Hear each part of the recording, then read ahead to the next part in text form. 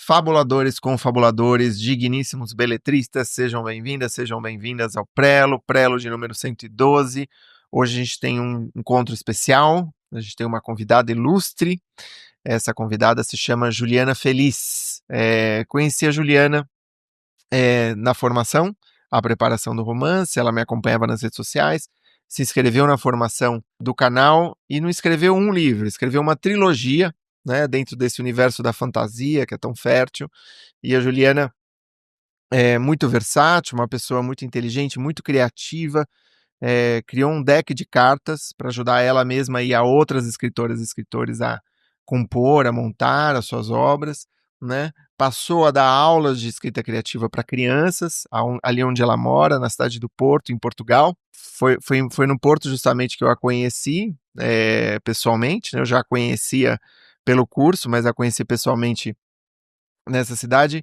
E a Juliana, eu acho que tem muita ideia boa, é uma pessoa muito lúcida, muito generosa, ela tem ideias muito interessantes e eu acho que você vai desfrutar e vai aproveitar muito da nossa conversa nos próximos minutos. Não sei se você está assistindo a conversa pelo YouTube, se você está escutando pelo podcast, pelo seu tocador, mas desfrute. Eu vou fazer uma apresentação aqui da Juliana. Nasceu em São Paulo, 1977.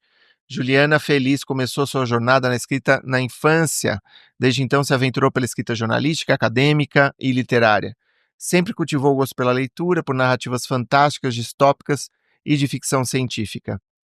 É bacharel em comunicação social, jornalismo pela Universidade Federal de Mato Grosso do Sul, licenciada em letras, especialista em imagem e som, também pela Federal do Mato Grosso do Sul, mestre em estudos de linguagem, linguística e semiótica, doutor em ciências de informação, jornalismo e estudos mediáticos pela Universidade Fernando Pessoa, em Portugal, e coaching educacional pela Universidade Europeia de Madrid, na Espanha. Ao longo de 25 anos de carreira, como jornalista, assessora de imprensa e professora universitária nos cursos de jornalismo e publicidade e propaganda, o trabalho como escritora começou em 2015, quando lançou Sapateiro Descalço, livro que conta a trajetória da família Altonian e a diáspora armênia. Em 2017, escreveu o livro histórico sobre os 40 anos de Fama Sul, Celeiro de Fartura. As Cinzas de Altivez foi o primeiro do gênero ficção para o público jovem adulto. O livro foi vencedor do The Warrior Awards em 2018, na categoria Heróis, em língua portuguesa, premiação concedida anualmente pelo Wattpad Canadá. No ano seguinte, foi indicado ao Prêmio Odisseia de Literatura Fantástica 2019, na categoria Narrativa Longa Literatura Juvenil. Em 2023, As Cinzas de Altivez recebeu a certificação oficial de best-seller Amazon. O livro, que dá continuidade à saga O Enigma de Alvidrar, foi lançado em 2022. O último volume da trilogia, Nos Portais do Inverno, será lançado no início de 2025. Participou de 2 antologias de contos, a primeira sobre folclore brasileiro, Quatro Passarinhos Me Contaram, e a segunda sobre o universo místico das bruxas, Larva de Borboleta, a soma de todas as bruxas.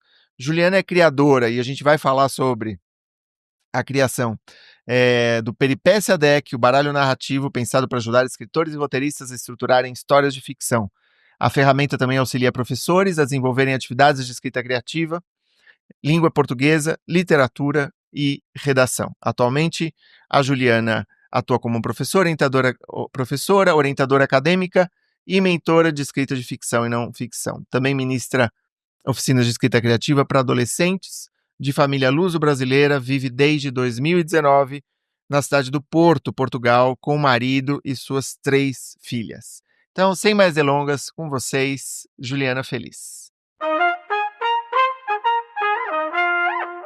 Juliana, seja muito bem-vinda ao Prelo. Como vai você? Tudo bem? Eu vou bem, Thiago. Obrigada. Estou feliz de estar aqui com você. A gente estava conversando agora há pouco, antes de gravar, que a gente está numa diferença de fuso horário e uma diferença de estação, né, muito grande. Estou falando de um dia bastante quente, abafado de verão brasileiro, e você fala do inverno português, né? É verdade. Embora, assim, o Porto você tenha muito sol, né, no inverno, mas está bem frio e agora começando o inverno amanhã, né, só tende aí a piorar, digamos assim. Tá muito bom. Juliana, olha só, eu acho que por trás de toda a conversa do Prelo tem uma história. A nossa história, ela começa nas redes sociais, né? A gente se conheceu nas redes sociais. Você fez a formação da preparação do romance. A gente se conheceu pessoalmente aí no Porto. Você vive no Porto hoje, em Porto, Portugal, já faz um tempo, e vou querer te perguntar sobre isso. Mas eu acho que a primeira pergunta que eu queria te fazer é que você se apresentasse um pouco, que você falasse um pouco da sua formação e de como que você inaugura na literatura, como você parte para a literatura, qual que foi o contexto e como que surgiu assim o chamariz, o curto, né? Não é o curto, como é que se fala? É o spark, né? Estalo, É o estalo, exatamente, o estalo. estalo, né? De como que a coisa começou. Olha, isso começou bem cedo, né, eu sempre gostei de livros, sempre tive muitos livros em casa, né, meus pais leem muito, assim, assuntos muito variados, né. Mas eu lembro de estar na escola e era uma escola, assim, uma escola de freiras, uma escola que era puxada, digamos assim, né, Uhum. tinha bolsa, meu pai era professor da escola e tal, e eu lembro que eu tinha muita dificuldade em matemática, acho que isso é comum a muitos escritores, vão se identificar com isso.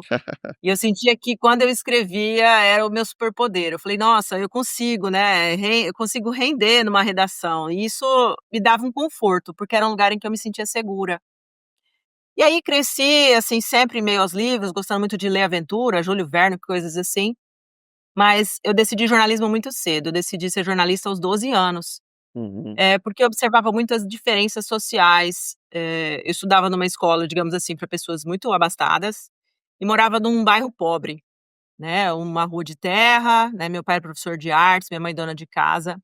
E aí, assim, eu via muito isso no dia a dia, as diferenças, as desigualdades, né. Eu nasci em São Paulo, capital, mas eu morei em Ribeirão Preto, uma cidade, assim, com uma cidade incrível, mas com muitas desigualdades, muitas diferenças.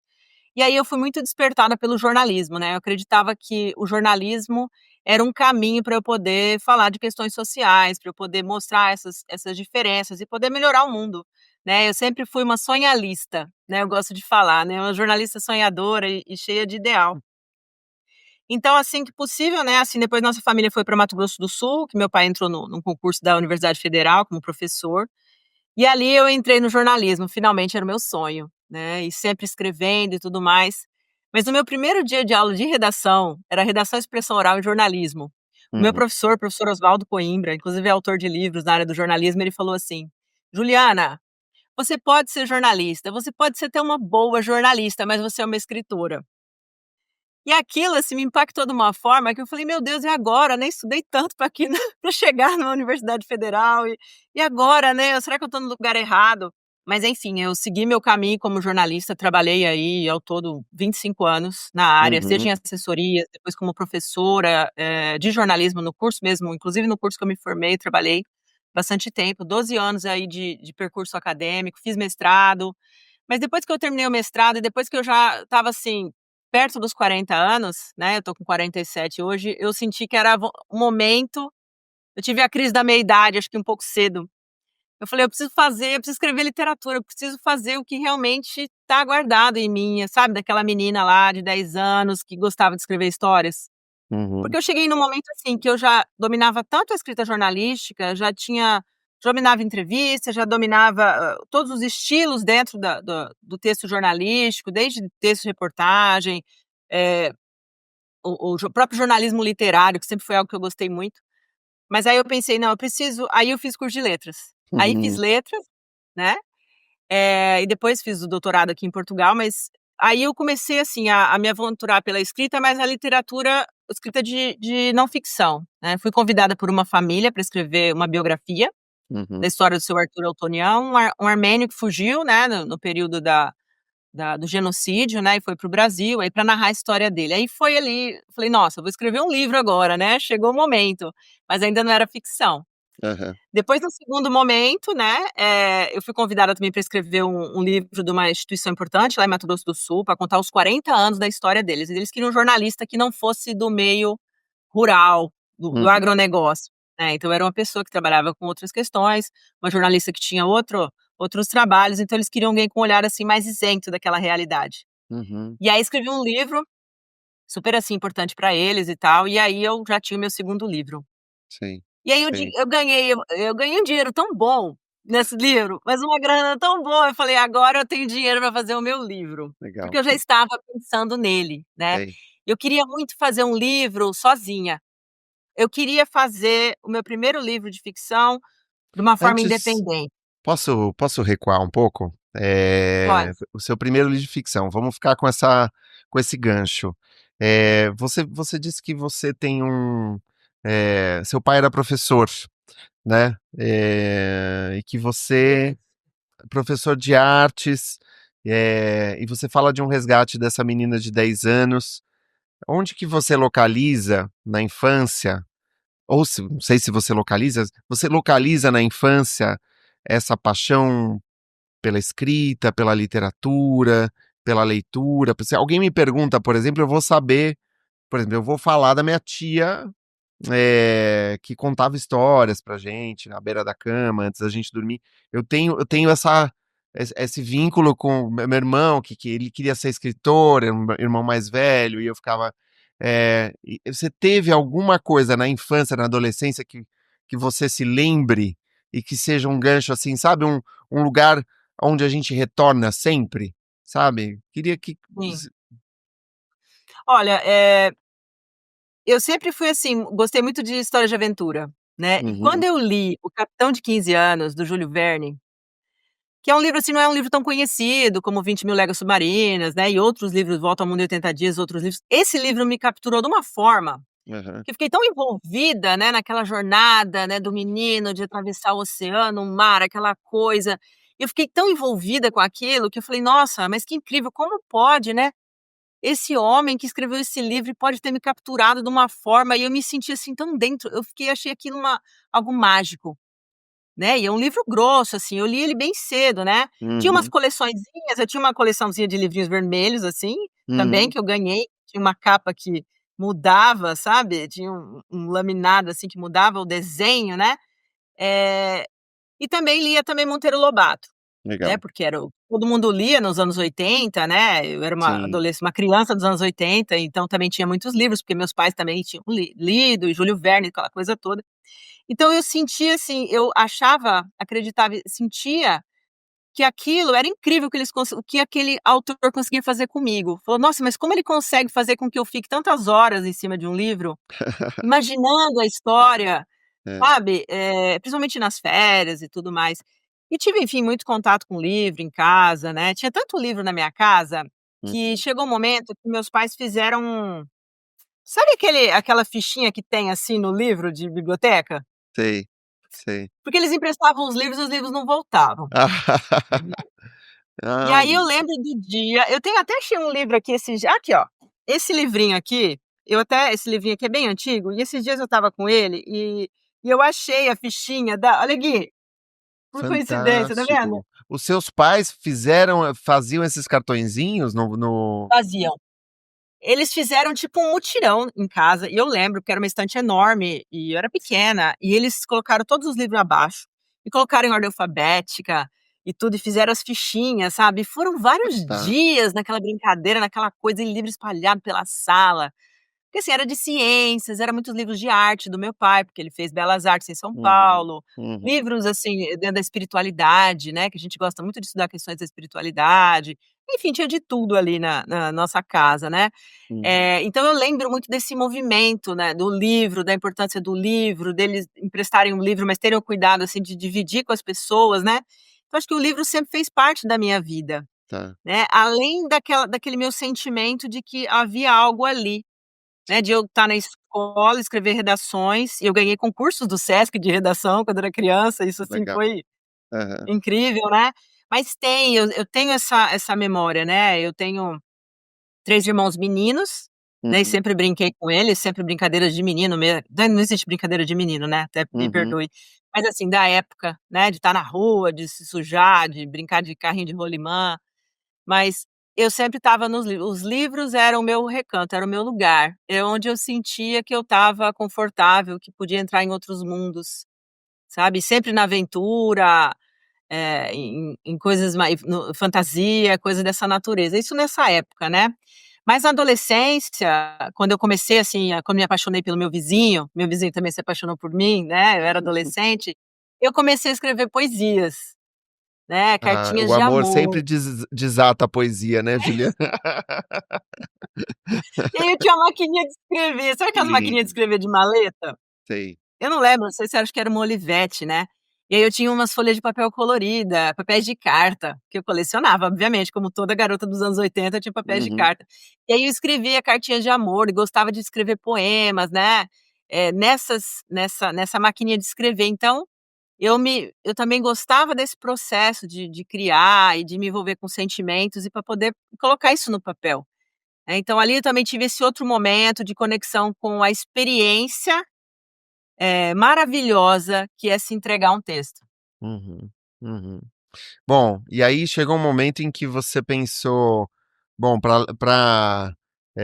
eu quero criar o meu próprio universo, né? Quero criar o meu próprio livro. E aí vamos retomar aquele fio que a gente deixou. Então, paralelamente ao trabalho que eu fiz, né, para essa instituição lá de Mato Grosso do Sul, eu comecei a criar meu trabalho de ficção.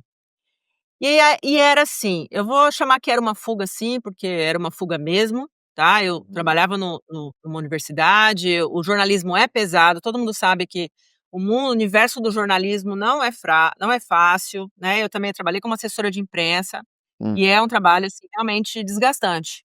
uhum, Então ali no meu universo eu falei: "Eu vou começar a criar isso", e era uma fuga, era um ambiente também para eu me entregar, para eu criar, para eu pensar em personagens, e ali eu comecei a colocar uma série de questões sociais, mesmo sendo um universo fantástico, e coloquei dúvidas e dores, como todo autor faz, né, e eu não tenho problema nenhum em falar sobre isso, eu acho que a gente tem que ser transparente, né, quanto ao nosso trabalho, uhum. de que a gente vai começar a trabalhar tudo que a gente sente que viveu e como a gente enxerga o mundo numa obra de ficção, né, ainda mais se tratando de uma obra de fantasia, né, em que a gente tem ainda mais espaço, né. Então imagina, eu dentro de um jornalismo duro, né, técnico, extremamente, acadêmico também, porque eu também estava na academia, e do outro lado, me aventurando num espaço que era um espaço de deleite, para desaguar, para relaxar. Então esse Uhum. foi um momento, ele entrou nessa perspectiva, né, a fantasia e a escrita literária entrou como uma válvula também de escape. Sim, uma catarse, uma maneira de escrever de outra forma, né? De escapar desse cotidiano de uma estrutura um pouco homogênea de texto, também imagino, né? Porque a literatura, ela pode tudo, né, Juliana? A gente, assim, vai por onde a gente quiser. Você falou da poesia, você falou desses jogos de escrita, né? Do encanto da fantasia. E eu acho que a literatura, ela tem mesmo esse. Muita gente da academia vai para literatura porque ama escrever, ama ler, e quer, vamos dizer, procurar uma outra paisagem, né? Que é um pouco sair da instituição, né? A literatura tem algo de anti-institucional, né? De alguma maneira.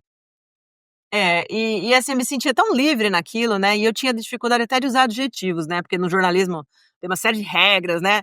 Eu falei: "Nossa, mas e agora eu vou poder trabalhar com isso, e como é que eu faço diálogo?". Aí eu ia porque a gente lê, a gente não presta atenção nisso, né, só depois, né, quando você começa a estudar, né, e eu Uhum, também tive um contato quando eu fiz o mestrado na área de linguagens, né, fiz em linguística e também tinha contato com muitas pessoas da área de letras, e falava-se de literatura, dos clássicos, eu acabei me envolvendo, né, mas eu me senti em um momento que eu não sabia nada.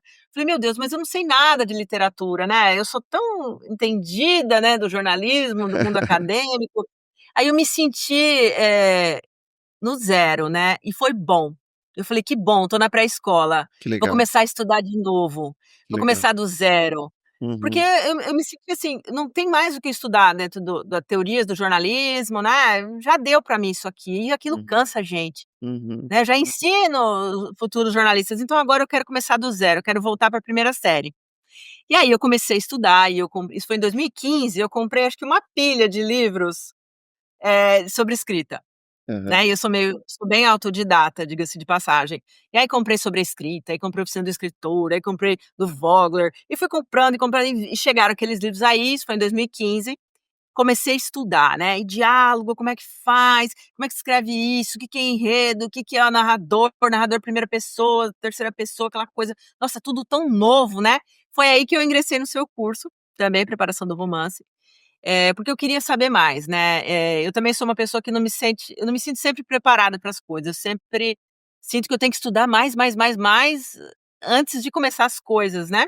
Uhum, Então, o meu primeiro livro, embora eu também estivesse me sentia que eu estava brincando, eu também percebia que eu tinha que fazer bem feito, sabe, uhum. eu falei: "Eu não queria fazer uma coisa mal feita, cometer erros primários", né, embora possam ter, eu obviamente que foi meu primeiro livro de ficção, mas eu não queria cometer, assim, os erros primários, então eu precisava estudar, né, Hum, e aquilo começou a me envolver de uma forma tão grande, eu falei: "Nossa, tô entendendo, eu não sabia qual que era a diferença do plot twist e a reviravolta, e que termos são esses?" E quanto mais eu estudava, mais eu imaginava que eu tinha mais a aprender e sabia que tinha mais a aprender, e ficava também, confusa nesse meio todo, né, porque é muita coisa, né, e só quando a gente começa a fazer e a estudar que a gente vê que a gente tem muito ainda, né, a uhum, aprender. uhum, Aí comecei, né, comecei a escrever A Cinza de Altivez, e foi maravilhoso, assim, porque era meu espaço de descanso e às vezes eu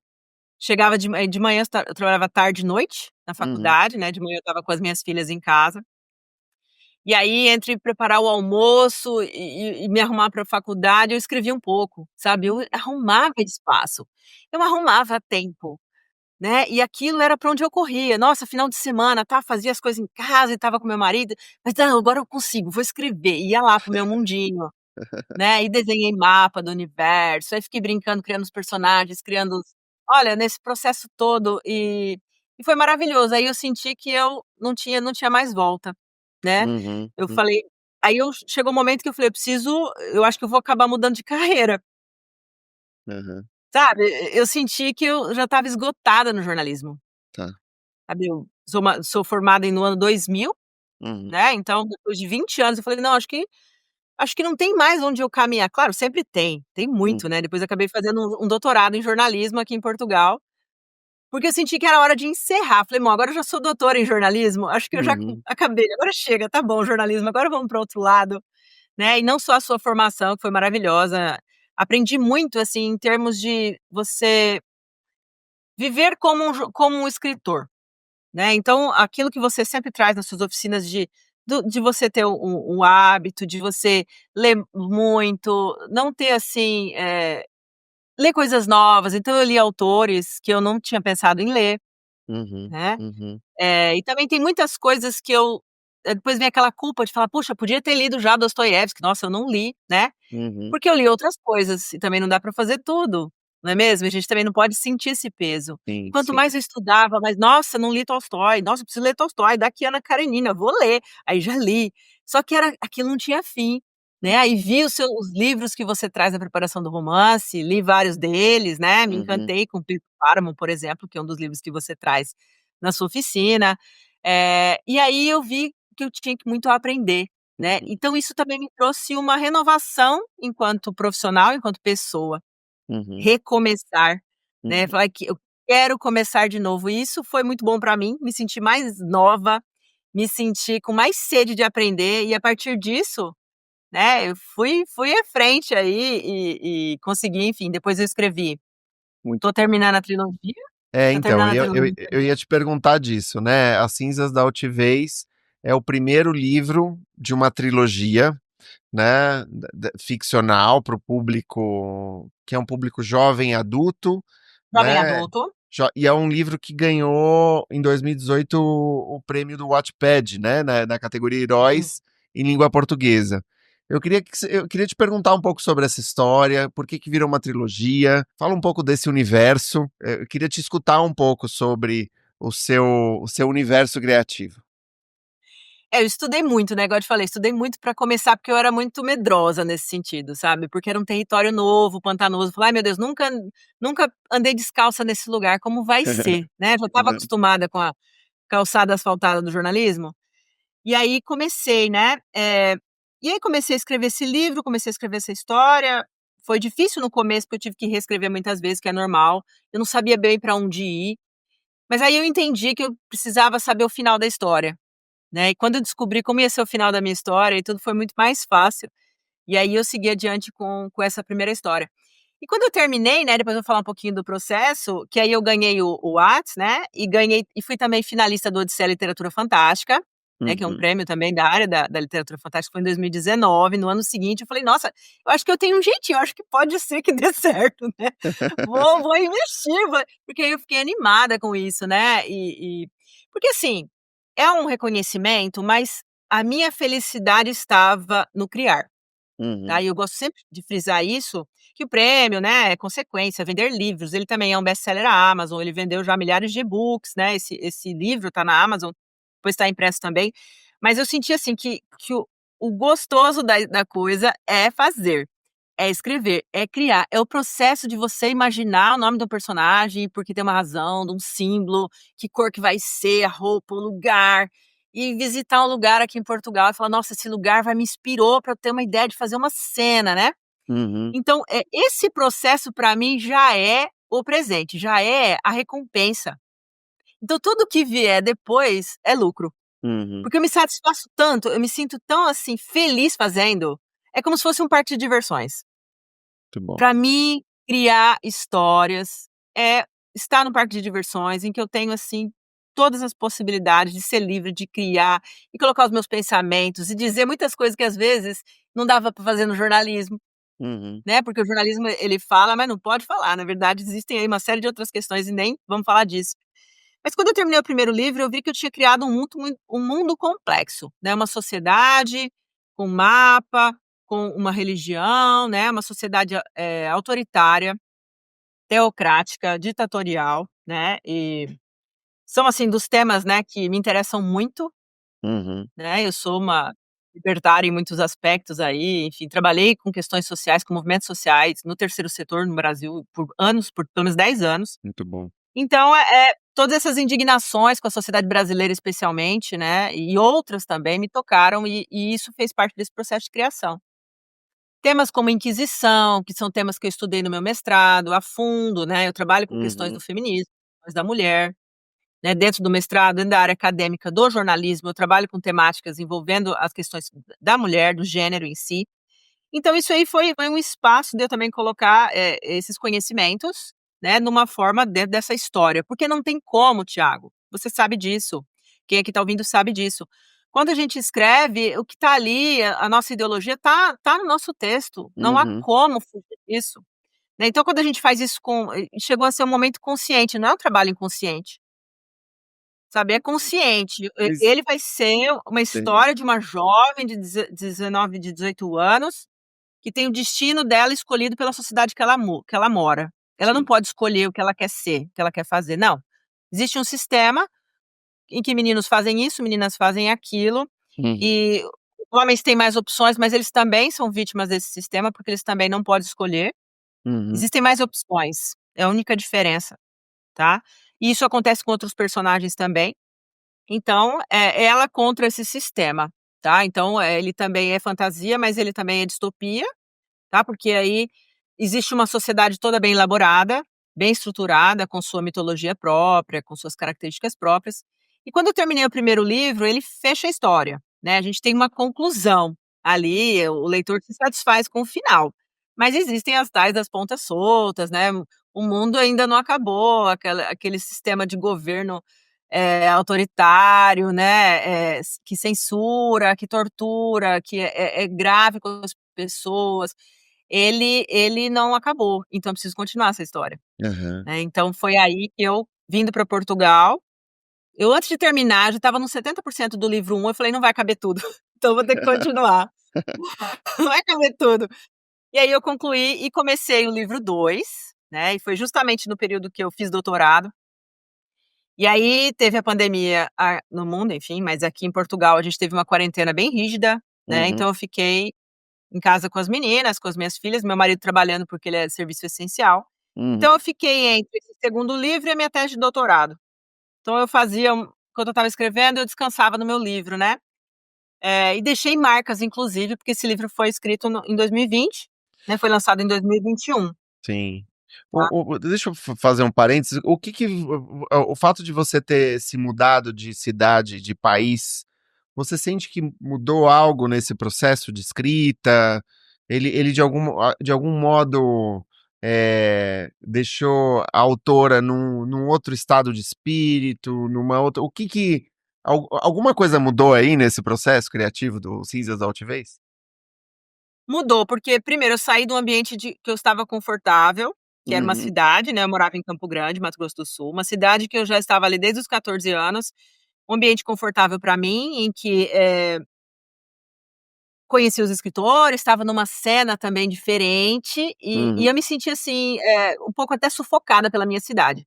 Porque eu era uma jornalista, as pessoas me conheciam muito, eu tinha milhares de alunos, eu acho que eu tive mais de 3.000 alunos, porque todo semestre ou novas turmas, e dando aula em 2 faculdades, então onde eu olhava, quando eu ia ao shopping, eu encontrava aluno, sabe. Então era difícil, porque professor já tem isso, professor universitário mais, professor de comunicação é assim, é mais ainda, né, porque eles estão em fantástico. todos os lugares, né. Sim. E quando eu vim para Portugal, eu era uma desconhecida, né, ainda sou, enfim, sou uma pessoa desconhecida, mas aqui mais ainda, porque eu não encontrava ninguém, não conhecia ninguém. Os meus pais já moravam aqui, mas Uhum, esse ambiente também me tornou, fez um ambiente não solitário, mas muito mais recluso.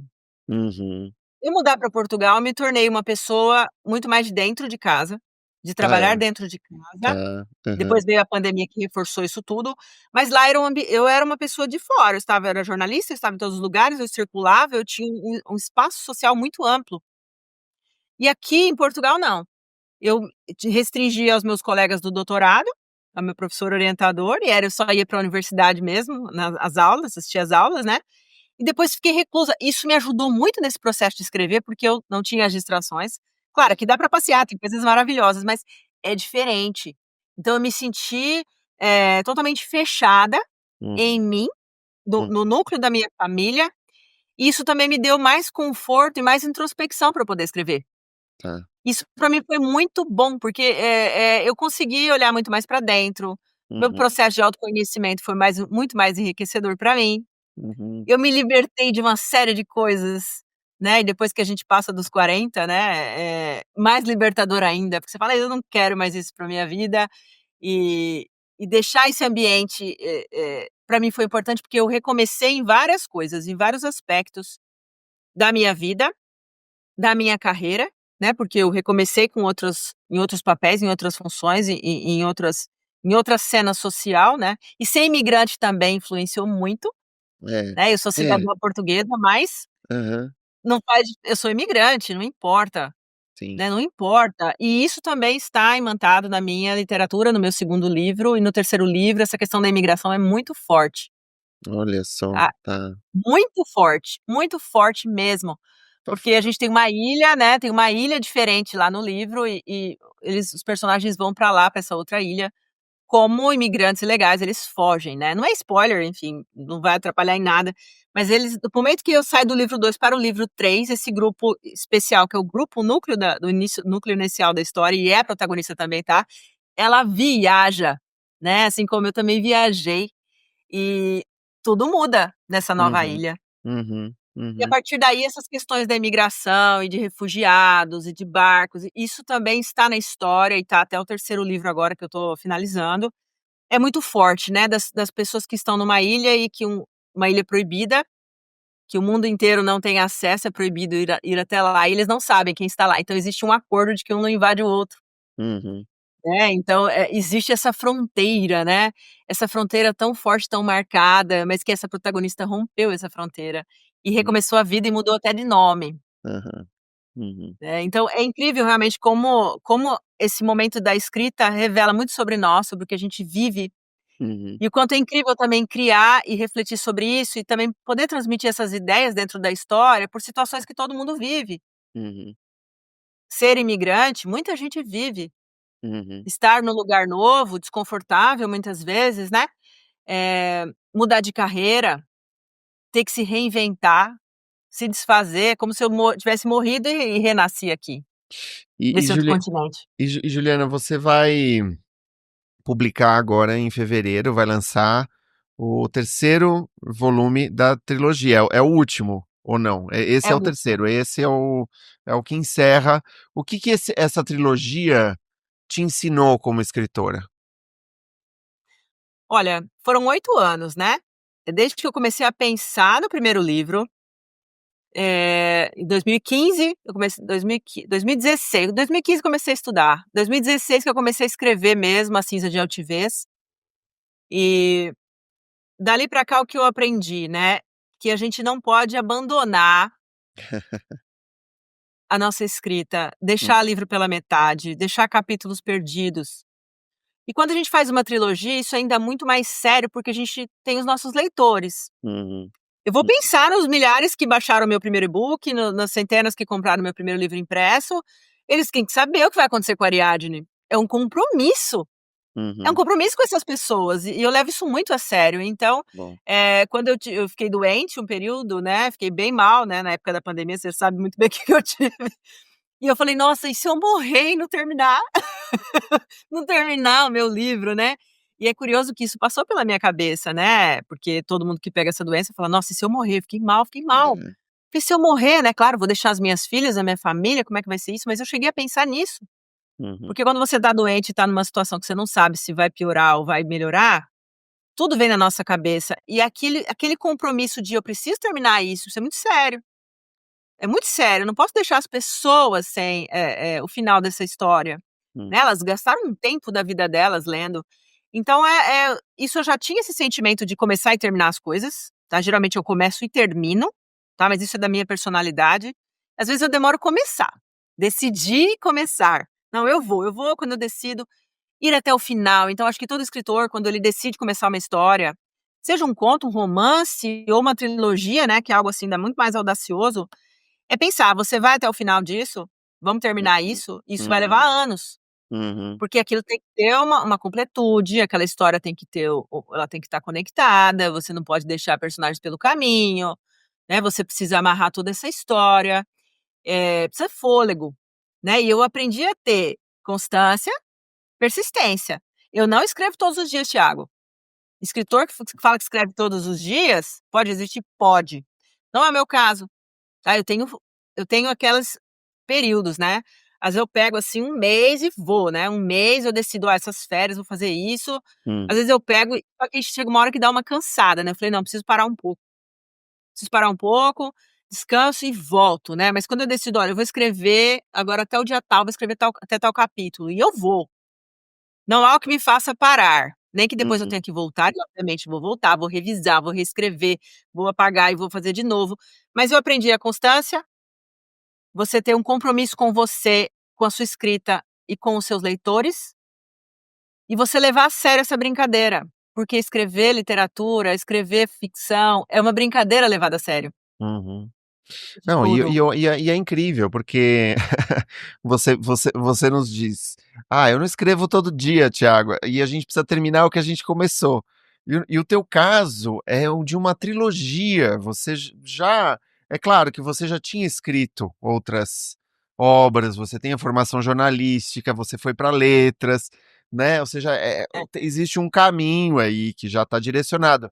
Mas tomar a decisão de escrever uma trilogia não é qualquer coisa, né, Juliana? Assim, é algo assim, é de porte, porque vamos dizer que a gente precisa de 3 vezes mais disciplina, mais perseverança, mais presença. E eu acho que os leitores, eles, de fato, faz muito sentido quando você fala, não, os leitores eles estavam esperando a continuidade da minha história. É uma responsabilidade, né? E é muito bacana porque de escritora você se torna professora de escrita, além de professora, né, da universidade, você já era professora, e aí em Portugal você começou a dar aula para crianças, né? Para crianças, para jovens, né? Como que isso se traduz? Bom, primeiro que eu queria compartilhar, eu falo muito pouco sobre isso, porque eu na minha juventude eu tinha uma dupla paixão, assim, eram várias, mas uma era por livros de fantasia, Senhor dos Anéis, tudo que tinha a ver com fantasia, né, mas principalmente Senhor dos Anéis, esse universo do Tolkien, de outras línguas, línguas inventadas, também sempre derivadas de uma mitologia e tal, aquilo sempre me fascinou muito. E um outro universo que era da Anne Rice. Eu não sei se você já teve o Uhum. seu momento Anne Sim. Rice. Eu Não, lia ainda não. tudo. Eu lia tudo.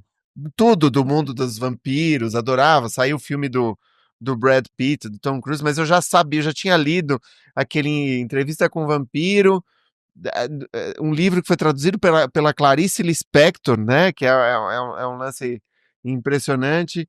E eu estava rodeado desse mundo, fazia mapas, era mestre de RPG, tinha uma turma, a gente ficava jogando RPG. De algum modo, a minha graduação meio que deixou isso para trás, esse universo da fantasia, né? E aí eu fui para outras obras, mas sempre que a gente tem uma conversa como essa que a gente está tendo, isso me dá uma saudade, tem uma nostalgia desse universo, assim, tem um encanto, né?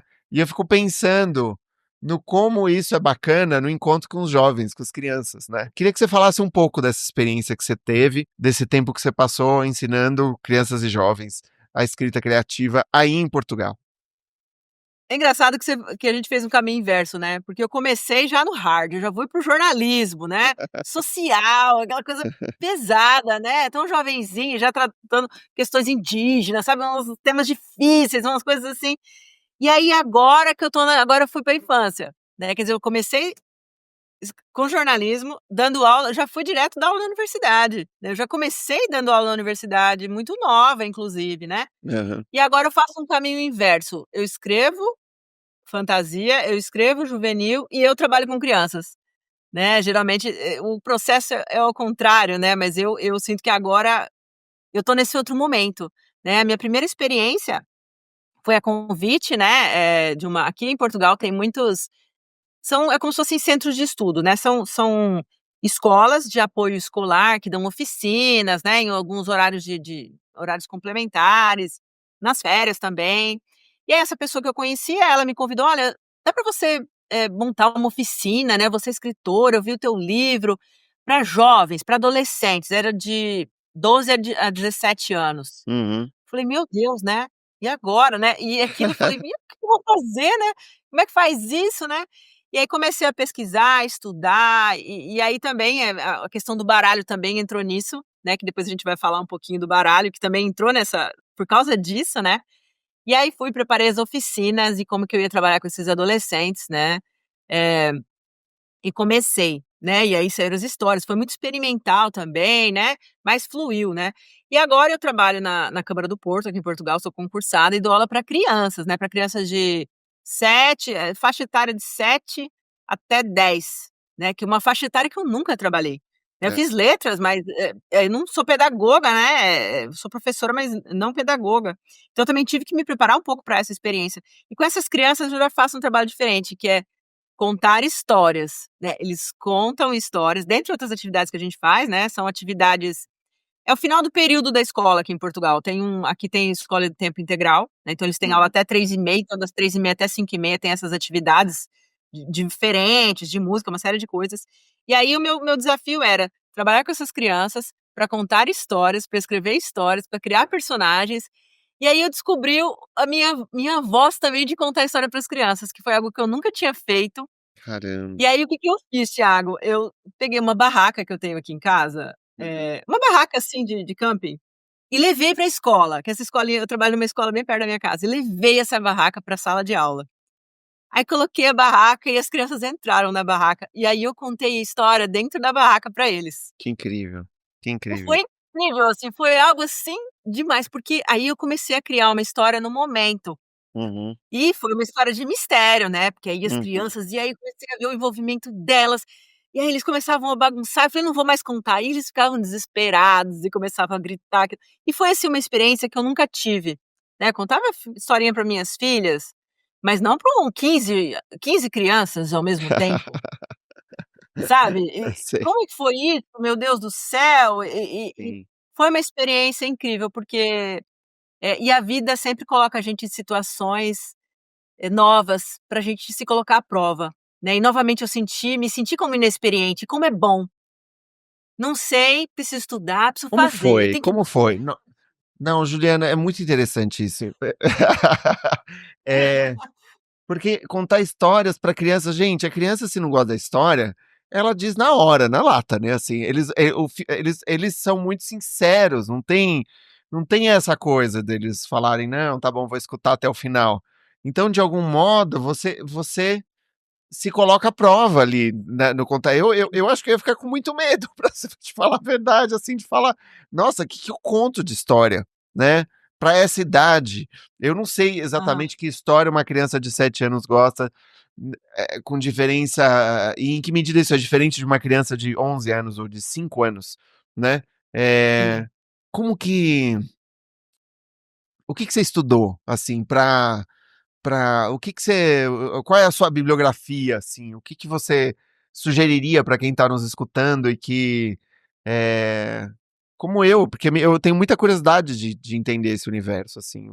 Dentro das minhas atividades tinha essa opção, né, você pode incluir um pouco da sua expertise, um pouco das suas experiências. Eu falei: "Bom, eu vou con" teve um dia que eu levei pra biblioteca, tem biblioteca na escola, então a gente fez uma série de coisas lá, vimos os livros, né, contamos historinhas, tal. Teve um dia que eu também criei personagens com eles, fiz várias máscaras, né, e depois cada um ia criar um personagem e Aham. contar uma história com aquele personagem, criar o nome, a personalidade, são algumas coisas que eu fiz com eles, algumas atividades assim, para eles desenvolverem a criatividade. Mas o dia de contar a história foi algo que me marcou muito, porque primeiro por causa dessa questão da barraca, eu esperei conhecê-los um tempo, né, esperei Uhum. ter depois de uns 2 meses mais ou menos que eu tive a experiência de contar a história. Aí coloquei a barraca, né, aí eu comecei como eu sabia que são crianças de 7, essa turminha especificamente de 7 anos, então eu tinha que trazer alguma e de várias culturas, né, tem, enfim, tem brasileiros, tem ucranianos, tem russos, tem criança de vários países aqui em Portugal e na minha escola e na minha sala, né, que é maravilhoso inclusive. E aí, eu falei: "Vou contar uma história de uma situação como se fosse alguém da idade deles", né, porque a gente tem essa ideia, sempre faz isso, né, vou colocar o meu personagem numa idade deles. E aí criei uma história ali da Maricota que morava na casa que estava visitando a casa da avó, e aí tinha um quarto escuro que não podia entrar, e aí a partir disso eu fui puxando esse mistério, brincando com esse mistério.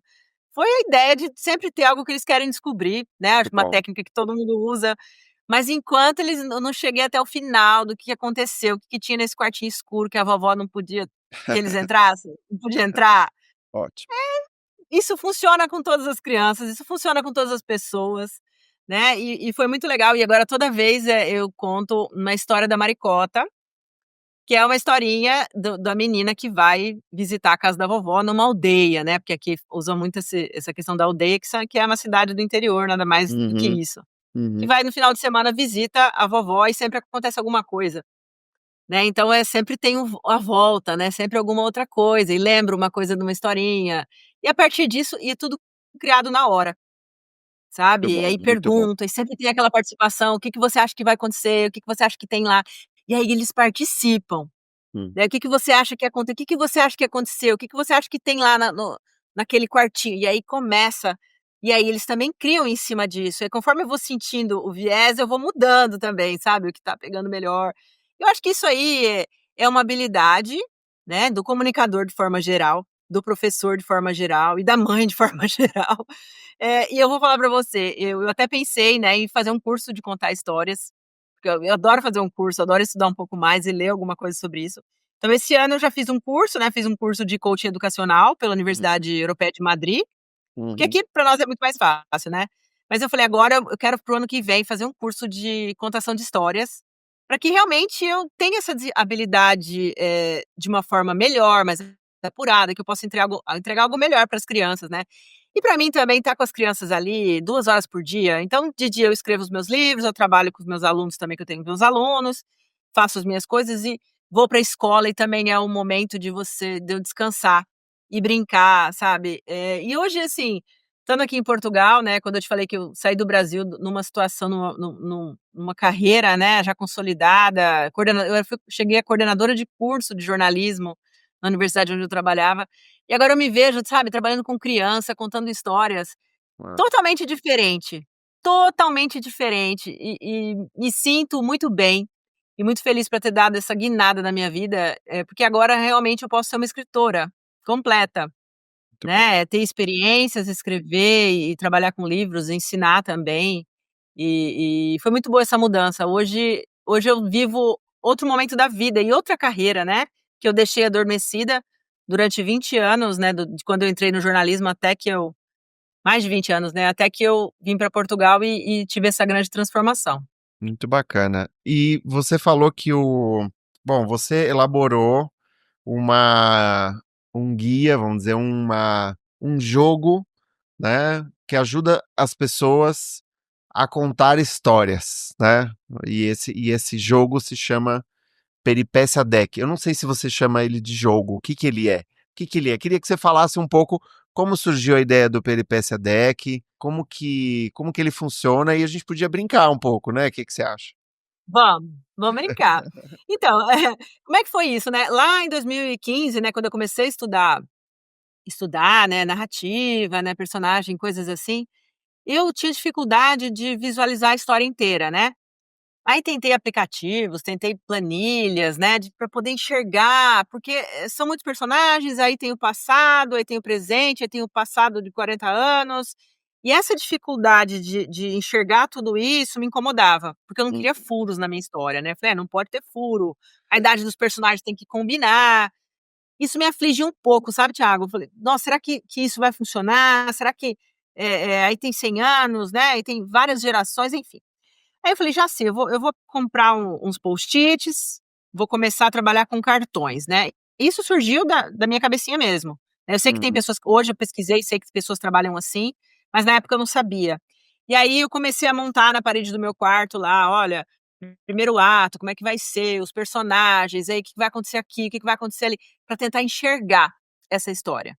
tá, E eu olhava para aquilo ali como se fosse aquela parede do detetive que tá desvendando um crime, muito bom. com os personagens ligados, esse é irmão desse, depois tem aquilo, e fiquei envolvida nesse processo, né. Uhum, Então isso ficou adormecido ali, eu usei como uma ferramenta minha mesmo ali para eu poder me estruturar. E depois aqui em Portugal, quando eu tive o convite, né, para dar essa oficina para adolescentes, pensei: "Puxa, como é que eu vou trabalhar com eles de uma forma lúdica?", né, tinha que ter alguma coisa, eu não vou passar um PowerPoint para esses adolescentes, faz sentido nenhum, o que que eu vou fazer e tal. E aí, eu me lembrei dessa experiência minha que eu tive com esses cartões, né, com essas categorizações, e no meu doutorado, estudei especificamente a linha de estudo da análise do discurso, hum, hermenêutica especificamente, né. E dentro da análise do discurso tem várias categorias, então você vai estudar lá, o subjetivo, o primeiro plano, várias questões quando você vai destrinchar um texto, né, e eu destrinchei aí, estudei textos jornalísticos, né, milhares de textos, e aí eu falei: "Puxa, e se eu pudesse fazer a mesma coisa dessas categorias dentro de um texto literário? Como seria essas categorias?". Aí comecei a pensar nisso. Aí eu desenvolvi esse baralho, que seria o quê? Eu comecei a perceber que existiam os padrões, né. E aí também não é uma visão estruturalista, dura, né, de: "Nossa, todo livro tem que ter isso". Não, não tem que ter nada, porque a proposta é que ele seja lúdico, a proposta é que é, seja uma brincadeira. Aí comecei a pensar nisso, falei: "Bom, todo livro, toda história", eu vou falar de história, né, não vou falar o livro, toda história tem um gênero, geralmente, ou ele vai ser uma história de terror, vai ser um suspense, vai ser uma fantasia, vai ser uma distopia. Então comecei por aí, comecei pelos gêneros. Daí fui estudar isso, descobri todos os gêneros, né, depois, enfim, vários livros para poder identificar todos os possíveis. Aí que mundo, né, onde é que aí fui na ideia do jornalista, o que, quem, quando, onde, como e porquê, o lead jornalístico. aham, Aí pensei: onde que essa história vai acontecer? Vai acontecer nesse mundo real? Vai acontecer, no universo paralelo? Ele vai acontecer numa sociedade distópica? Ele vai acontecer no fundo do mar, né, lembrando aí, vai ser debaixo da terra, lá lembrando Júlio Verne, como é que vai ser? Vai ser no outro planeta? Vai ser espacial? Então aham, tem que ter um lugar nessa história. E a partir daí comecei a organizar essas categorias. Bom, tem que ter um protagonista, tem que ter um antagonista, né, tem que ter, um grupo aliado talvez, um grupo inimigo, vai ter que ter um narrador, vai ser em primeira pessoa, vai ser em terceira pessoa, vai ser em segunda, e comecei a observar essas estruturas todas, que são decisões que nós escritores precisamos ter. uhum, Geralmente a gente começa a escrever uma história de uma forma aleatória, vem uma sementinha, vem uma cena e a gente começa a desenvolver aquela história, pode ser um personagem, pode ser um lugar, pode ser uma fala, mas ali não, a ideia é que ele seja uma estrutura básica, padrão, que você possa brincar, e nada faltará na tua história. o tempo, você precisa definir se vai ser presente, vai ser passado, futuro, se vai ser viagem no tempo, né? E a partir disso, eu comecei a construir esse baralho. Eu Então tô existem vendo. decks Eu tô vendo, desculpe, eu vejo aqui, eu tô acompanhando, tem a motivação, motivação, tem o conflito, tem exatamente, o tempo como você tinha comentado, o mundo, e a variedade desses mundos eu acho muito tudo, interessante, tudo, né? Eh, e aí, tudo. como que a gente joga isso? Quais são as regras desse jogo? Ele é assim, vamos imaginar, eu quero começar a criar uma história, né. Tá, vamos começar. Você quer uma história de quê? De terror? De suspense, Uhum, né. Eu vou até pegar aqui, ó. Então imagina, são deckzinhos assim, são conjuntos de cartas, né. E eu fiz assim, ele bem, colorido, né, cada deck tem uma cor correspondente, então ele tem todo um projeto gráfico também, um pensamento, eu fiz tudo. Fiz tudo. Enfim, fiz jornalismo, então a gente no jornalismo aprende também a diagramar, aprende uma série de muito coisas. bom. E eu usei aí os meus conhecimentos também nessa área aí de comunicação para fazer esse projeto. E estudei muito, porque eu precisava, assim, ter uma noção, se não queria que faltasse nada, tá. Então, às vezes, hoje eu olho, eu acho ele muito grande, mas ele tem tudo, Thiago, você pode contar qualquer história. Se você pegar uma história, tá, qualquer história que você imaginar, falar: "Eu quero inserir essa história aqui nesse baralho", você consegue, tá, porque eu pensei, assim, praticamente todas as possibilidades dentro de qualquer história que você possa imaginar. E Uhum, ainda existe a carta coringa, caso não haja. Então imagine hum, que, eu não quero nenhum desses mundos aqui. Eu quero um mundo, eh, mental, eu ainda coloquei o mental, eu quero que essa história se passe em cima de uma árvore. Tudo bem, então pega o coringa e fala aqui: "Ó, minha história vai se passar em cima de uma árvore, de uma grande árvore, de uhum, uma maior árvore do mundo". Então, você vai colocar aquilo ali. E aí a ideia é que você possa brincar com isso. Então você decide o gênero, o mundo, os personagens, aí as características desse personagem. Então tem um deck que só você vai pensar em tudo que o seu personagem precisa ter. Então você precisa conhecer o seu personagem. Aquela ideia de entreviste o seu personagem para saber se ele come carne ou não, o que que uhum, ele gosta de beber, se ele sabe nadar ou não, né, qual que é quais são os interesses dele. Então eu criei um deck só para isso. Desde o nome, traço de personalidade, o estilo da fala, da linguagem, os dilemas morais, as crenças, os valores, história de vida, né. E claro, se você vai construir uma história, você não precisa decidir isso de uma vez, mas a uhum. ideia é que você possa ter pelo menos uma noção e a partir dali você possa estruturar a sua história para que ela depois você possa escrever de uma forma organizada, Tá, tá. tá. Tem pessoas que falam: "Nossa, como que você escreve tanto?", né. Eu escrevo muito, depois que a gente escreve uma tese de doutorado, você escreve qualquer coisa, né, porque depois de 350 páginas, você precisa ter uma estrutura, você precisa ser organizado, você precisa ser um escritor, né, esse é meu posicionamento, tá, é a minha forma de trabalhar. Tem pessoas que trabalham de outras formas, tá, não existe certo e errado. Uhum, Mas eu me sinto mais segura tendo o mínimo de planejamento para não me perder, porque hum, minha mente vai, eu já quero incluir mais coisas, e às vezes não cabe, né. hum, Então se eu tenho uma estrutura mínima, pelo menos um caminho, né, se eu já liguei meu GPS: "Olha, eu vou sair daqui e vou para lá", e no meio desse caminho vai acontecer isso, isso, isso e aquilo, o conflito principal é esse, a chance de eu me perder nesse processo é bem menor, sim, tá, do sim, que a gente incluir coisas que às vezes não precisa. Então esse baralho ele não é um limitador, ele é algo para te ajudar a não esquecer de que seu protagonista tem que ter uma motivação e que seu vilão também precisa ter uma motivação. muito bom, muito bom. Ele não é mau. E você já jogou com o próprio bom, claro, né, porque ele nasce um pouco do teu processo, numa necessidade de estruturação. Uma dúvida que eu fiquei com o Peripécia Deck é se Uhum, você faz algo no estilo Ítalo Calvino, o Castelo dos Destinos Cruzados, que ele vai tirando uma carta do tarô e vai criando a história com base naquilo que a carta mostra, daquilo que o baralho uhum, mostra, ou uhum. se o baralho ele te ajuda a tomar decisões, no sentido de que, bom, vou ver o conflito, vou ver os conflitos aqui possíveis. Ah, tem esse aqui, ah, então eu vou escolher esse aqui. A gente escolhe deliberadamente ou o jogo é justamente você restringir suas possibilidades e a criatividade surge a partir dessa restrição? Olha, tem as 2 possibilidades, tá. Eu posso, por exemplo, começar tirando o que eu não quero, Aham, tá. Eu tá. tenho um conflito, aí você vem lá, bem e mal, conflito desconhecido, que são lutas, né, forças ou realidades incompreensíveis, tipo um Stranger Things. Conflitos éticos, conflitos geracionais, né, Aham, grupos, aham. indivíduos, conflito interno, até isso eu coloquei. Conflitos com a natureza, né, o homem contra a natureza, relacionamento proibido. Mas já gostei, relacionamento proibido, né, vamos no clichê aqui. Nossa, gostei. Às vezes a sua história pode nascer a partir de um conflito, Uhum, uhum. tá. Às vezes você tá sem ideias, aí você pode pegar o deck de deixa eu te falar aqui, artifícios, né.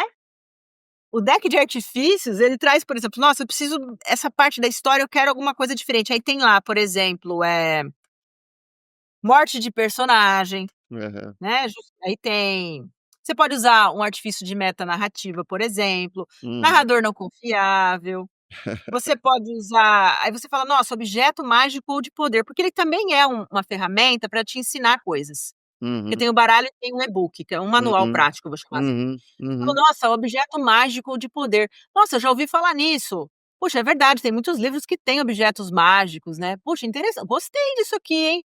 Olha lá, um personagem ganha ou encontra um item especial com habilidades extraordinárias, que impulsiona a trama e surpreende a todos". Bem RPG isso aqui, né. Poxa, gostei disso aqui. Aí você ao mesmo tempo é um espaço em que você escolhe, mas ele também pode te dar ideias nesse processo.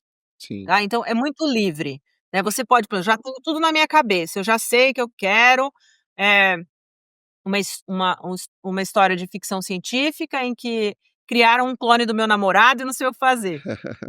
Eu acabei de inventar, não sei o que fazer, porque agora o clone tá aqui, meu namorado morreu e o que que eu vou fazer, né. Uhum. Então você pode eu já tenho uma ideia e a partir e o baralho vai me ajudar a estruturar esse castelo inteiro. Perfeito, Eu perfeito. tenho Muito só uma ideiazinha. muito Eu bom. preciso ter uma motivação. Dessa personagem quer o quê? Ela quer acabar com esse clone? Ela quer encontrar o namorado? O que que ela quer, né? E aí, para você estruturar isso, eu coloquei 3 opções. E claro, tudo é livre. Eu coloquei a estrutura em 3 atos, que é Uhum. clássica, né, então desde eu coloquei prólogo, epílogo, aí todo lá, primeiro ato, segundo ato, terceiro ato, tudo mais, até o clímax da história. Aí eu coloquei a clássica jornada do herói, para quem gosta, para quem ainda, né, quer começar e quem que também tudo é livre, né. Uhum. Tem gente que tem preconceito com a jornada do herói. "Ah", gente, usa a jornada do herói, começa, né, quem nunca começou, nunca escreveu, por que não usar a jornada do herói? Não vejo problema nenhum, né, aí fica, ai, o pessoal: "Ah, não pode usar a jornada do herói. Ah, isso é muito Não, não é, tá, se quiser, faça a jornada do herói. E tem a jornada da heroína também, que eu criei um deckzinho especializado lá pra Maureen, Murdock, né, que criou essa jornada da heroína, também como uma opção. E também você pode não usar isso, você só pode usar: "Ah, eu só quero conflitos, eu só quero usar esse deck de personagens e arquétipos também", né, porque Uhum. eu criei um deckzinho só de arquétipos para te ajudar a ter ideias para personagens. E claro, você vai pegar um arquétipo aqui, o órfão, o Harry Potter, por exemplo, que é que eu peguei aqui aleatório, órfão, né. Você pode usar isso aqui, falar: "Gostei, eu acho que combina com o meu personagem, eu acho que interessante". Ele é para te dar uma ideia do como Uhum. você pode explorar melhor, coisas que talvez você não imaginaria. Então ele é um material eterno, né, se você tem, você pode usar sempre. Eu já escrevi contos usando, eu participei de livros de contos e usei para experimentar. E com os adolescentes eles funcionam muito bem. Muito bem, porque quando eu coloquei ali mundos, né, fui colocando: "Ah, eu gostei desse espacial, gostei". Para os Uhum. adolescentes é muito divertido essa possibilidade, porque aí ele vai brincando com aquilo. "Ah, eu quero um conflito entre 2 planetas", né, então são esse tipo de coisa que eu vi dentro da sua piscina. "Eu quero conflito com 2 planetas, mas o rei desse planeta é pai da princesa do outro planeta", sabe, essas coisas, assim. E foram criando em cima daquilo e conseguiram escrever a história depois, a Uhum. partir desses incentivos. Porque quando a pessoa também não tem nada, isso é um incentivo para ela começar, Sim, dá ideias, sim. né, então é um pouco dos 2, sabe. Escritores iniciantes, escritores mais experientes que também, querem experimentar, para ter outras ideias, para sair dos vícios, para professores, até para roteiristas, né, tem um roteirista que comprou meu baralho e depois ele falou: "Nossa, eu gostei porque, para o roteiro funciona também, porque esses elementos da narrativa, eles são muito similares, não há Fantástico, muito como, né, fantástico. sair disso". Então são múltiplas possibilidades. tá? Eu não recomendaria para crianças, por causa das imagens, né, que são imagens, assim, às vezes tem umas imagens de terror, coisas assim que crianças não é bom para elas verem, né. Tá bom. Mas acima de 12, 13 anos não tem nenhum problema, tá. Mas eu pretendo criar um infantil também para Que professores trabalhem com bacana. criança. Muito bom. Juliana, queria te parabenizar por esse projeto, pela trilogia. Eu quero esse terceiro volume da sua trilogia. E você vai me passar todos os modos de contato com você, a gente vai colocar na descrição do episódio, né? Uhum. Tanto no tocador quanto no YouTube, se você estiver assistindo a esse nosso papo no YouTube, né? Obrigada. Deixa eu te perguntar, eh, com esse percurso de escrita, com os jovens, e com a elaboração de uma trilogia, com toda essa passagem pelo jornalismo, o que que você o nosso público, em geral, é de escritores, né, que nos acompanha. Escritoras, Sim. escritores, e muitos estão ali, assim, às voltas com o seu primeiro livro, né. O que que Uhum. você diria para essas pessoas? Olha, para curtir o processo, para que o processo seja divertido, porque se ele for porque ele vai ser maçante em algum momento, quando você tiver com aquele texto que você não gosta, quando aquele diálogo está emperrado, quando você não sentir naturalidade, quando você tiver que revisar, e o processo editorial também é bem moroso, difícil, estressante, né, para que você viva o momento e não fique pensando só no dia do lançamento, enquanto o seu livro vai vender, não ficar pensando, mas que curta o processo e as dores desse processo, porque as dores do processo de escrita, tá, o calo da mão, o cansaço que você vai ter, e às vezes você tá com um nó e você fala: "Nossa, o que que eu vou fazer agora, meu Deus?". E você sofre com o personagem. Eu várias vezes chorei enquanto eu escrevia, eu falo e sofrer mesmo com aquilo, porque é isso, o processo é esse, e quando a gente não se entrega ao processo de escrita de forma genuína, eh, não funciona, Thiago. Então, a gente não tem que pensar em prêmio, em lançamento. Claro, todo mundo gosta, claro que sim, mas isso é só coração. Isso aí é só o casamento, é o dia do casamento, tá, a festa do teu casamento. Você tem que namorar essa história, você tem que Uhum, curtir, você tem que estar com você e não contar para as pessoas, sabe. Preserve esse momento, proteja, viva intensamente, você vai se conhecer também enquanto você escreve, você vai poder explorar, você vai ver que você era capaz de coisas que você não imagina, até de ideias, hum. né. Às vezes eu vejo os meus vilões e falo: "Nossa gente, eu sou má, eu sou Muito bom. cruel". E assim que é gostoso, você fala: "Nossa, eu quero ser muito má aqui nesse Muito momento". bom. E curtir o processo, sabe, viver e sempre não sofrer porque você acha que não tá bom, porque hoje eu também leio meu primeiro livro, é um bom livro, eu acho que ele era o livro da Juliana de 2018. Uhum, A Juliana de 2018 não existe mais, uhum, ela nem mora mais no Brasil, mudou, eu sou outra pessoa hoje, eu sou outra mulher hoje. E a gente também aceitar essas nossas transformações, tá. Eu também sinto que essa minha trilogia é um ensaio, eu tô uhum, começando. Tá, estou começando, eu tenho 3 livros, só 3 livros de ficção, tenho 2 livros, 2 contos e não tenho mais, né. E eu me sinto como uma aprendiz e assim deve ser, tá. Estudar sempre, ler sempre, não ter preconceito de: "Ah, eu não vou ler isso", leia gente, leia tudo, leia clássicos, leia autores contemporâneos, autores brasileiros, autores de outros países, sabe. Não precisa ter, esse purismo também: "Ah, eu só vou ler isso", não. Curta o processo, leia outras pessoas, apoie outros escritores, seja uma pessoa legal com os outros escritores muito bom. e e e curta, sabe. Mas eu vou confessar uma coisa pra você, eu não vou mais escrever trilogia, sabe. É difícil, é puxado, porque é isso, a gente se transforma, né, você mesma tá, né, essa ideia da transformação, é que eu acho que por isso também eu nunca coloquei uma tatuagem no meu corpo, porque eu pensei assim: "Nossa, mas eu não sei se o Thiago de 55 anos vai gostar dessa tatuagem". É uma espécie de covardia, talvez em algum momento eu crie essa coragem Uhum. e fale: "Não, vou fazer uma trilogia, vou fazer uma tatuagem", enfim. Mas se Mas alguém perguntar se você não tem uma tatuagem, você fala: "Não piche monumentos". eu não? O quê? Piche monumentos. Eu não picho monumentos. Ah, ou talvez sim, não sei, mas eu Ai, acho que pena. incrível isso. Por que não, né, por que não? Acho que não há isso, a gente às vezes se coloca muitas barreiras e limites que não existem. Quem Mas falou que você não pode, né?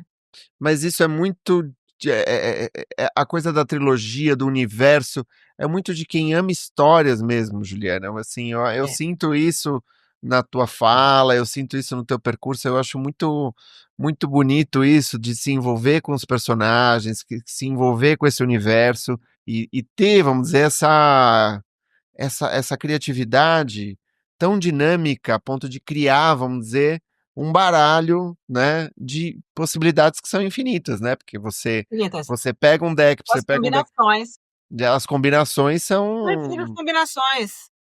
E são curiosamente, eu tive essa ideia, não só do meu percurso, mas essa oficina que eu fiz com adolescentes mas foi justamente pelas categorias da análise do discurso dentro do meu doutorado. Parece que uma coisa não tem nada a ver com a outra, mas são tantas categorias para você dissecar um texto, né? Eu vou chamar assim, Uhum. dissecar um texto com todos os níveis de profundidade para você poder extrair um discurso, aquela coisa toda acadêmica, né? Hermenêutica, que eu estudei hermenêutica, e você transpõe isso para uma outra. Nossa, é que tem uma estrutura, existe uma estrutura.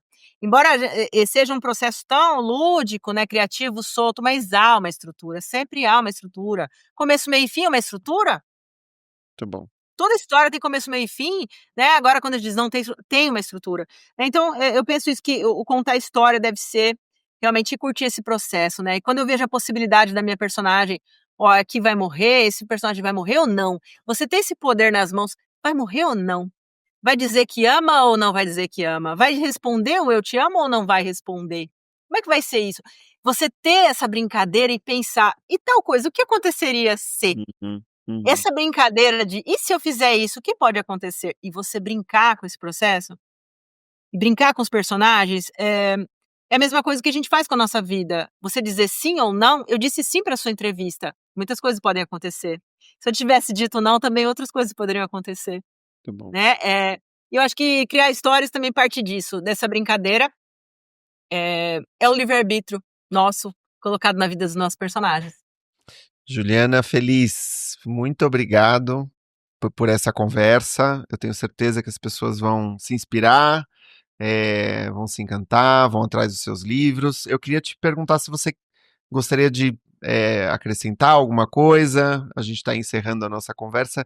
Se você gostaria de deixar alguma mensagem. Primeira coisa, agradecer, né, pela experiência, pela oportunidade de estar aqui com você, né, Muito admiro muito o obrigado. seu trabalho, Muito você como obrigado a você. pessoa, e feliz, né, enfim, por estar aqui. É até redundante, né, Juliana feliz está feliz.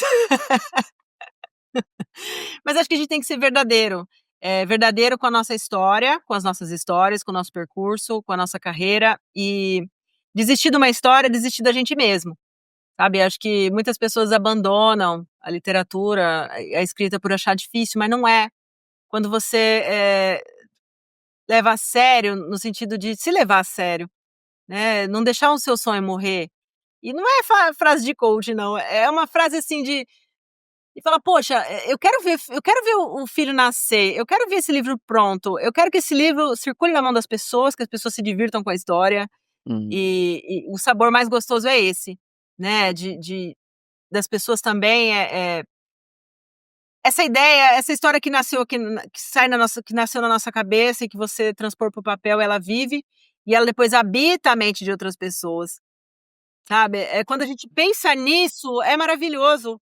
Pensar que a Ariadne, minha protagonista, ela tá na cabeça de todo mundo que lê o meu livro, de alguma forma, e vão pensar coisas diferentes dela e tá tudo bem. Uns gostam, outros acham que ela é uma chata, outros acham que ela é uma intransigente, outros amam a Ariadne, se inspiram em Ariadne, hum, né. Então, acho que isso é o mais gostoso, e quando a gente entende o processo da ficção assim, de entregar para o outro 1000 possibilidades de viver aquela história como a gente viveu, né, acho que tudo fica mais fácil, então não tem difícil. Não tem difícil nesse processo, porque a gente ama o que faz, né, muito mais que paixão, é amar esse processo. E além das palavras, as histórias transpõem as palavras, tá. Então uhum. o recado que eu queria deixar é esse, né, me coloco à disposição também para quem quiser entrar em contato, conversar comigo, trocar uma ideia. Quem quiser conhecer meus livros também, o Thiago vai deixar aí os links da trilogia Aventurada, para que vocês também possam conhecer meu primeiro trabalho ficcional. E em breve vem um livro do Porto, porque eu também quero contar um pouco da cidade que eu moro. Também outra história de ficção que vem aí. Muito bom, Juliana, muito obrigado. Eu acho que a gente fez uma conversa muito circular, porque a gente começa falando sobre formação, sobre infância, sobre contação de histórias na infância, sobre o que inspirou a literatura lá atrás, e a gente termina com esse nosso papel de contador de histórias, de aquele que vai convidar as crianças para criar uma história juntos. Obrigado, Juliana, muito obrigado. Obrigada, Thiago, um abração.